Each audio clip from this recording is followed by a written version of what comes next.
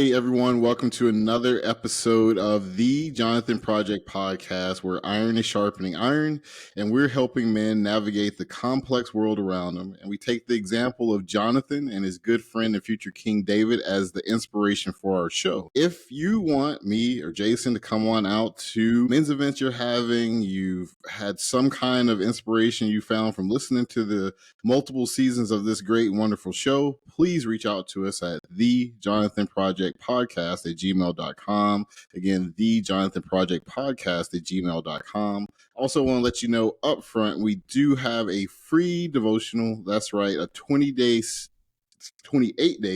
study where you can kind of add some strength, understand some different things as far as how to be a better husband, father, and just influence in your community. It's about a 2-minute read every day, and the best thing, it is free. You'll find the links to that in all of our preview material for this episode. Jason, welcome to the show. Hey, brother, what's going on? How goes it?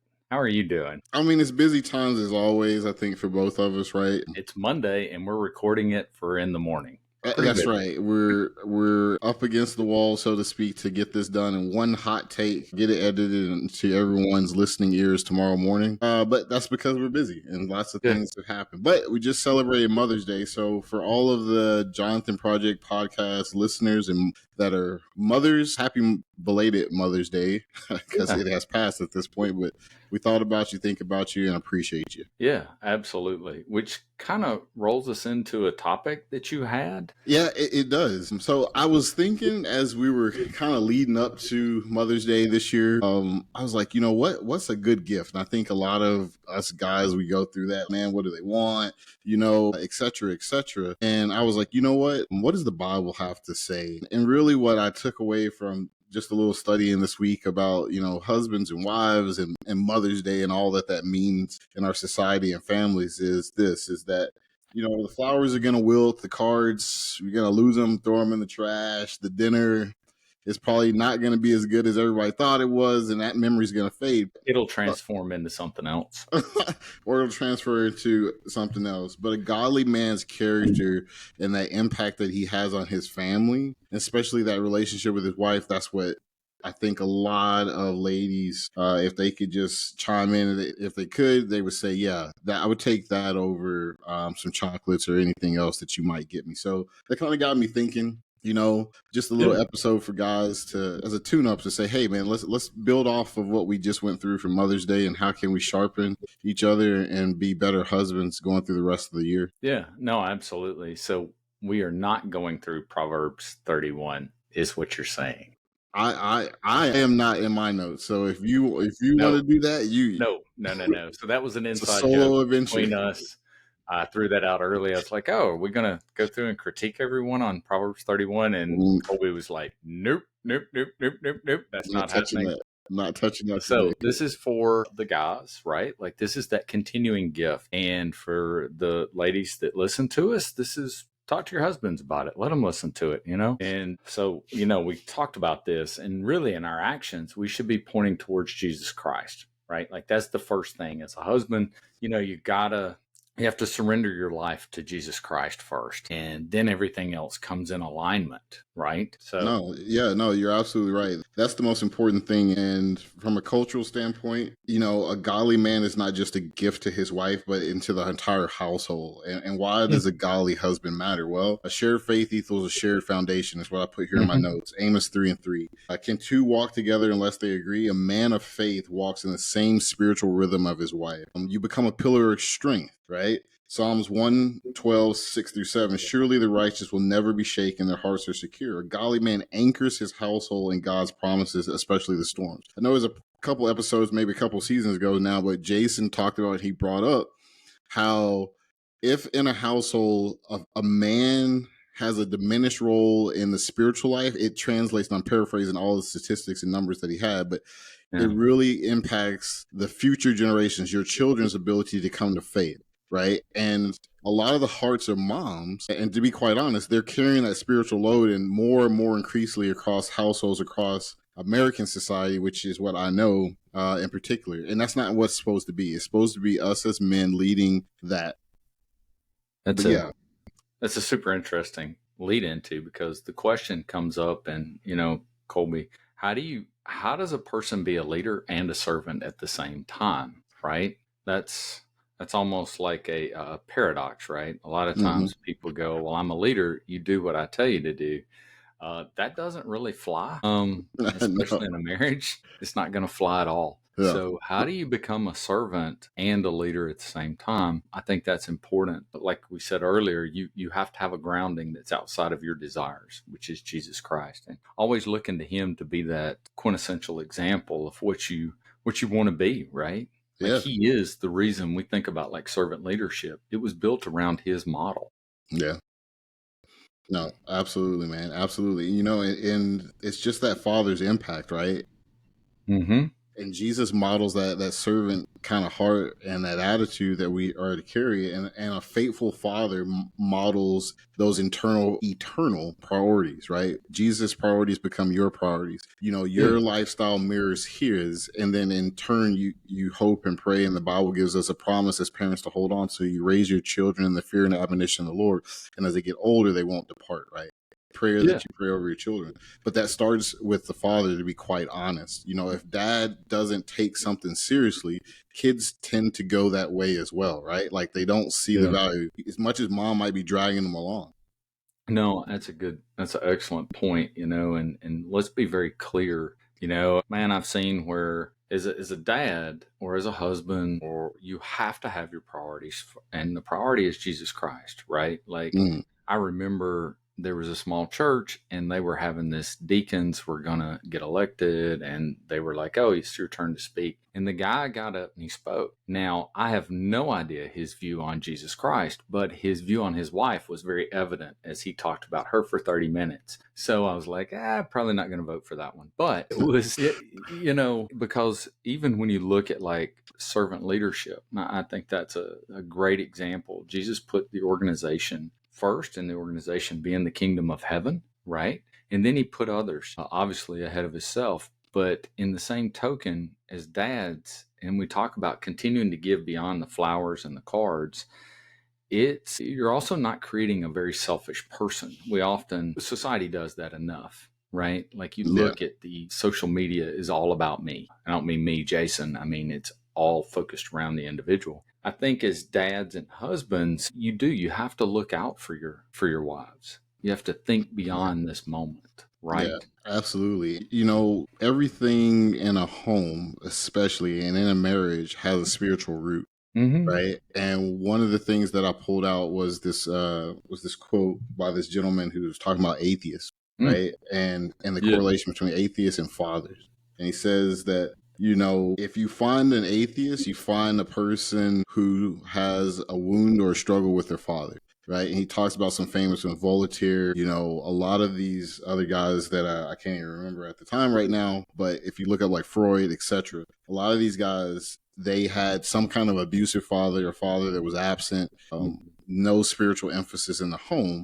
And then therefore it equates to, when we talk about the Christian God as being a father, it can trigger a lot of people, right? And, spiritual struggles really begin in the home, where a father who has failed to lead, you're just kind of point blank. So it's really important to be that shepherd. It's really important to build that foundation into husband, right? Just that word. And that's why I encourage you to go and look at the devotional that, Jason put a lot of effort into building out, that's out there, because we really dive into that title in that, because it's not something that a lot of us are taught, right? To be quite honest, like earning that title, you get married and it's like, okay, now what? Well, that dynamic has changed with your relationship with your wife and with God, as you take on that new title. You may not have had a role model in your life that said this is how it ought to be, right? Like everyone, I love the statement, we have one past, but we have 1,000 futures, right? Mm-hmm. So you need to choose the one. Looking to Jesus Christ and looking to the example that he had, I always love the statement, do unto others as you would have them do unto you. Like when I think about beyond Mother's Day, and I think about putting myself in the other person's shoes, right? That's important. Now, a lot of other religions talk about reciprocal type things. Well, I'm going to do them like they do to me. But in reality, Christianity, Jesus was the first one to say, I want you to take a proactive step. I don't want you to do a reciprocal. I want you to put yourself in debt. and I want you to pay it forward first. And he talks about that. And that's when we look at it, I think as a husband, as a father, we have to put ourselves in the shoes of our spouse beyond the flowers. Because Hallmark makes a lot of very beautiful things, right? Yeah. They really do. But it's the personalized beyond that counts. The only way you can do that is to put yourself in someone else's shoes, to think about it from their lens, right? Colby, when you think about that, and there's guys out there, and you and I talk every day, but you got any thoughts on, like, what does it mean to put yourself in someone else's shoes? How do you do that? You know? Well, I mean, I think it kind of starts with something, and for all our military brothers and sisters out there that listen to us, you'll understand this, where if you've ever been in a position of leadership, they talk about, in particular, a leadership style called the servant leadership style, what Jason kind of just hit on. I think that's how you get to answer, your question, Jason. I think that's how you get to that point, because one, that's what we saw Jesus model. And if Jesus modeled something, then there's probably that's the gold standard, if there is a gold standard on anything, right? Just thinking on the topic itself, beyond just Mother's Day, every day you want to give your spouse the gift of leadership, right? You want to be that servant leader in your house, because you're leading with not only strength, which all of it comes innate to a lot of guys, and it can come across as domineering, which is not the case. When you look at what God created, Adam and Eve were equals, right? And a lot of times this gets misconstrued, right? She was the helper to him because there were gaps, blind spots that Adam didn't know he had, and God created something to match up to that, right? But it was a relationship just kind of that mirrors the same thing with him. Like, it's not where he doesn't try to domineer and say, hey, you're going to love me, you're going to be a robot, right? And he forces us to love him. No, he gives you a choice. But we follow him. Why? Because he has demonstrated the ability to lead. And that's what a servant leader does. She doesn't want a passive kind of guy. She wants that spiritual guy. She wants a protector, a man who will pray and seek God in all the decisions that you're making for a household, right?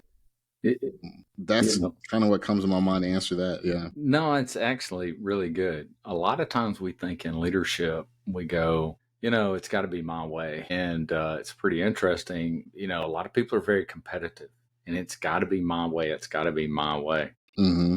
And I think back to the story about Elijah and the guy, Naaman, who was killed of leprosy, right? I love that story. And we know that the Bible is very clear. There's only one God and nobody else, right? Nobody else is above him. And it says when that guy comes back and he goes through and he says, man, I need to give you gold, I need to give you all this other stuff. And Elijah's like, nah, nope, it's free. Your cure is free. Mm-hmm.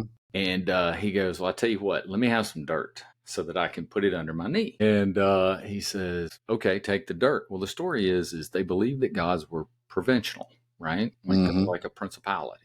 And he says he wanted to put it under his knee so that when he went into the false gods' kingdoms or temples, he would just put it under his knee, and God Almighty would be with him all the time, right? And Elijah doesn't debate it. He's like, get the dirt. As husbands, sometimes, hey man, is this really the argument you want to die on? Is this the hill you want to die on? Yeah. Hey man, it is what it is. Television show. What do you want to watch tonight? Yeah. Okay. I'll sit here with you and watch whatever. Yeah. Things like that. I think that's where Jesus sacrificed himself for a greater good and didn't get wound up in the small things. And that's, part of that thing there. I think for our listeners, for guys or for girls, the argument, juice may not be worth the squeeze because you just want to get along, right? No, right. And I think it's just being the husband that your wife truly can desire, right? And you're doing that through leading, right? There's no shirking of that responsibility, right? And it's enjoying each other, right? But there's also coming those times where it's like, hey, you're acting as a spiritual covering. You're taking those abilities. It's time to put the kids down. You should be praying with them or doing family devotions, depending on where you're at, right? Those are those desirable things that lead to and translate like, hey, I am taking and being the spiritual lead in the house, right? Because and then it's a natural following, right? It's just a natural thing where, you'll see this submission, this followership when you're leading from a place of following Jesus, right? It just is a natural flow. And that's where you want to be, to have that kind of harmony as far as that relationship goes. I looked up some of the characteristics of servant leadership in this, Yeah. and one of the things you hit it, was building a community is part of it, creating a team. And I thought about this. Your family is your first team, really. And that's the truth. That's your team. And putting kids to bed and bath time or playing cards or whatever, like they take your priority. Like that is being the husband that your family needs. So along with that comes that building the community. Another key point I thought was pretty good was listening. And as guys, sometimes we fail at that, especially if you have an analytical mind. That's the truth. Yeah. Sometimes we want to know the facts. We are Joe Friday, just the facts, for the older generation out there, right? But you are. Sometimes being a disciplined listener, Jesus did that. In Luke 18:1-8, he talks about the widower who goes before the judge. And we talked about it a little bit last time and how the sharp contrast was. And how she goes before the judge and she is just wearing him out, right? And she has to go before him by herself and all this other stuff. And Jesus says, man, that's not the way it is. It's not the way it is with the Heavenly Father. So with that example where he's always listening and he wants to have that time with us, it's, we should in turn give that back to our families to just sit and listen for a moment. Yeah. Colby, a pearl of a joy, and you and I have talked about it, and I absolutely would share this with every listener out there. I never, when my children would go to bed at night, and I knew sometimes they were using that ploy to stay awake, I never cut them off in prayers. I just didn't. I wanted to hear what they had to say. Sometimes when we listen to our wives, just listen, Yeah. Just stop and listen. No, and that's a good point, Jason, because it makes me think about, again, back to this word husbandry, right? A husband, right? It's a cultivation. What are you trying to cultivate, right?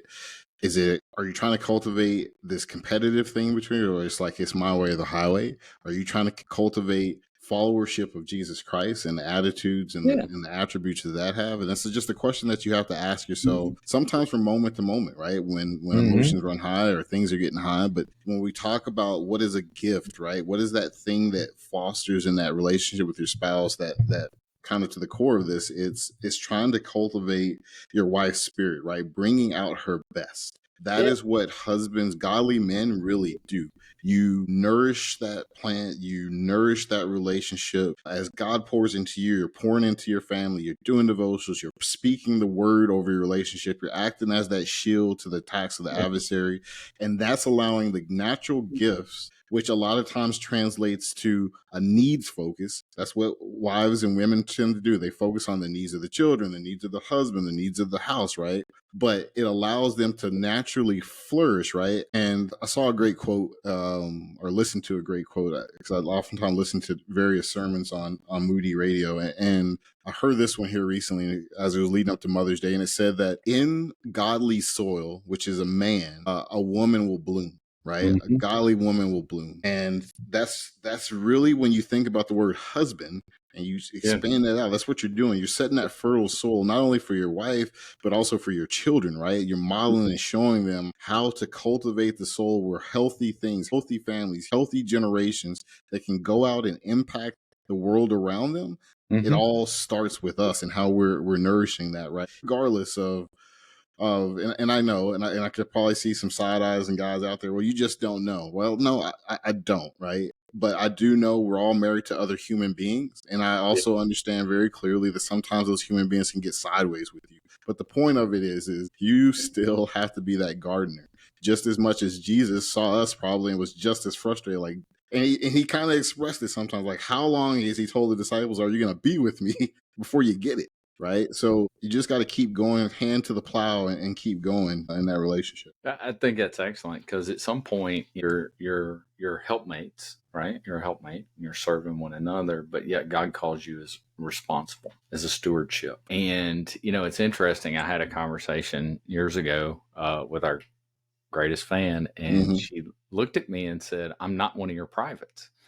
And I responded back with, you're probably right, because if it was, we wouldn't have this conversation twice. That's not a leadership. It is a technique. It's not the best one. Learn from my mistakes, right? But it's true that you have a stewardship. You have to be a good steward of it. And just like as a dad, you have to live up to that position, right? Yeah. I've used this example before. When your son sees something or does something, and it may be a crude joke, right? Or he may look at someone and go, wow, she's attractive. Your job as a dad, the role as a dad, is to look over and say, look, son, I hope one day you meet someone like your mom.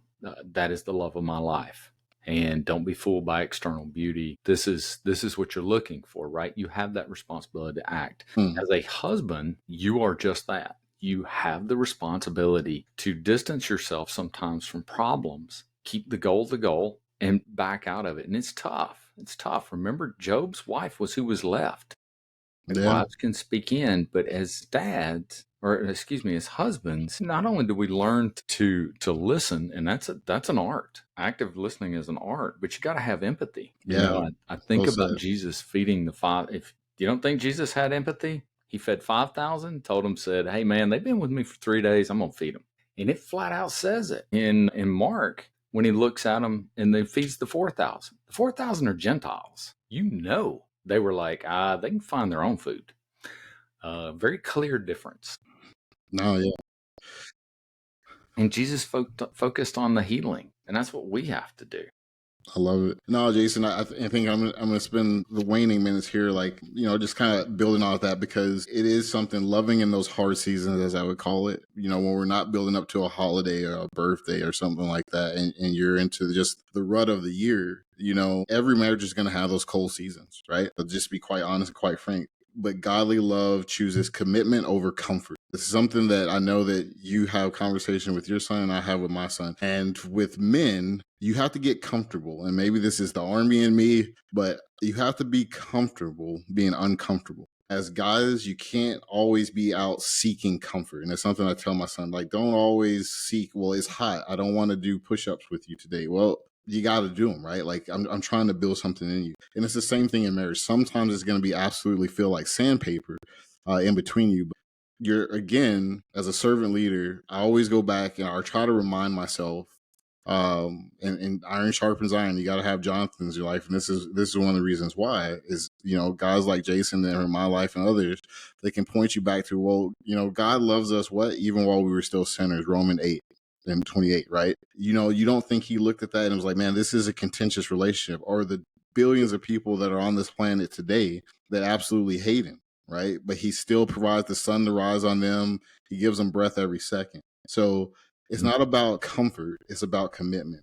And then just practical steps. Practice forgiveness, Colossians 3:13, right? You forgive in your heart first. It doesn't matter what the other person does. You are the spiritual lead. Pray for her, James 5:16. Extend mercy, Luke 6:36. Seek godly counsel. You need some Jonathans in your life. You need godly men in your life for a lot of reasons to fill you, not with worldly wisdom, but with godly wisdom. And then speak life. As James said, and in Proverbs 18:21 mentions, there is life and death in the tongue. You can speak death into a relationship, right? And you have to be careful with that, especially with little ears around, right? The main point is your wife's behavior shouldn't determine your obedience to God's calling as a husband.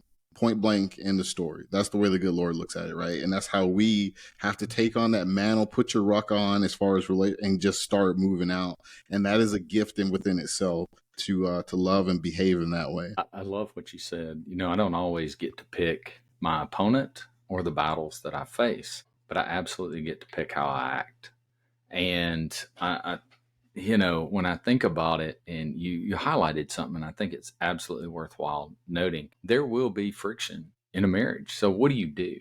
A leader does what leading is all about. It navigates those gray times and those dark times towards a brighter future, right? Like he says, hey, this is it. And he does it by the front. I love the story in John chapter 13, for guys that want to look it up. And it's right here. Jesus is having supper with it's called the Last Supper, right? And it's called the Last Supper for a reason. Now, Jesus knows everything that's going to occur. He's known from the beginning that he is about to engage with the Roman army one-on-one. He's not going to fight back. And ultimately, they're going to, at the conclusion of that, he's going to have Peter deny him. He's going to be betrayed, and the guys are going to scatter. He knows all this stuff that's going on, and he's going to be crucified. And he says, let's have some dinner. I want to have dinner with you guys. Think about that. If you know tomorrow you're going to die, what are you going to do? You probably want to get all the people you love, the closest ones to you, and you want to have supper. And it's interesting because when the disciples showed up, they were arguing. Can you imagine that? Like, we're going to argue. It's like kids arguing on Christmas Day, and you've spent every single dollar you've got to buy whatever gifts they got, and you're about to spend it all. You're about to spend it all, and they're arguing. And I love what Jesus does. He just puts on a servant robe and starts washing feet. He doesn't talk about the dirt. He doesn't look how ugly your feet are. Hey, you got some ingrown toenails. You got some fungus, and you stepped in a pile of poop. He doesn't say any of that. Yeah. He just starts washing the feet. Right? He just serves. He just gently serves. And he washes the feet with the water. And I think, we're going to have hard times. Yeah. Remember that. Serve. Cost you nothing. And that's the model of the king. Well said. And I think that's a good way to put a bow on this lovely episode of, again, I know it's a little weird for you guys probably listening this morning. That's okay. I think when the Holy Spirit speaks, it's probably well timed all the time. So, as a mosquito just bit me. Well, welcome to Florida Living. But this episode of the Jonathan Project, we're going to wrap it up. If you want prayer, if you found inspiration, hope in anything that we've said, you're going through something, remember, you're not going through anything alone. You can always reach out to us at thejonathanprojectpodcast@gmail.com. Again, thejonathanprojectpodcast@gmail.com. This episode will be out tomorrow morning, 6 a.m. Eastern or 6 a.m. Eastern, wherever you're at on the planet. You will be able to find at your favorite places. That could be Spotify, Apple, iHeartRadio, Amazon Music, you name it. You can find The Jonathan Project Podcast. Also, in our episode summary, you will find a link to subscribe so you never miss an episode and all the wonderful content that we're putting out. Also, if you want that free devotional, if you feel challenged, you want to dive in deeper on what it means to carry the titles of dad or husband, please go take our free devotional. It's 28 days, 2 minutes of reading a day, but it can really impact and help you build into those wonderful titles that God has given us. So thank you. I think it's also pretty applicable to women. Maybe. We'll see. I think so. There's good in there for them too. It's good. Right? It's good for all.